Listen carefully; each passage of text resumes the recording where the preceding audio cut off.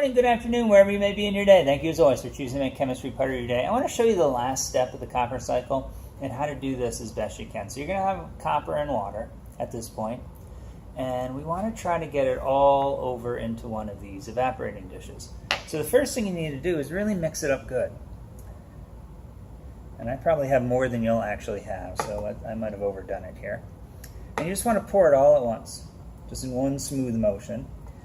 And you can see I didn't do very well, but the nice thing you can do is you can just pour the extra liquid back over, swirl again, and pour in one smooth motion. And now you can see I've gotten almost all the solid out of there. If I do it one more time, and you'll have a better mixture than I have here, because I have some old leftover from last semester copper just to demonstrate with. And you can see I went back and forth with water 3 times, and there's virtually no solid left in here. Now at this point, I would pour off the extra water from here without losing your solid.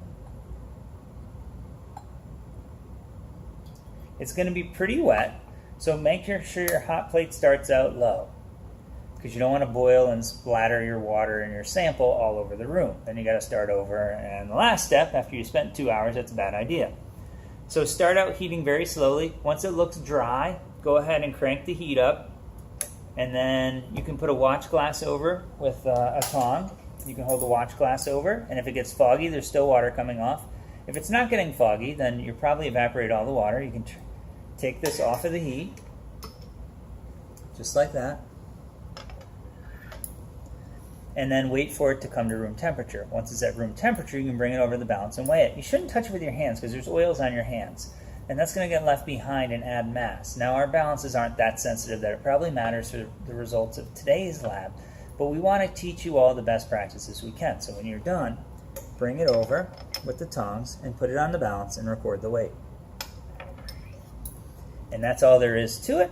A little bit of technique there and a little bit of practice, but I think you'll do just fine with it. And that's the last step in the lab. Have a wonderful day.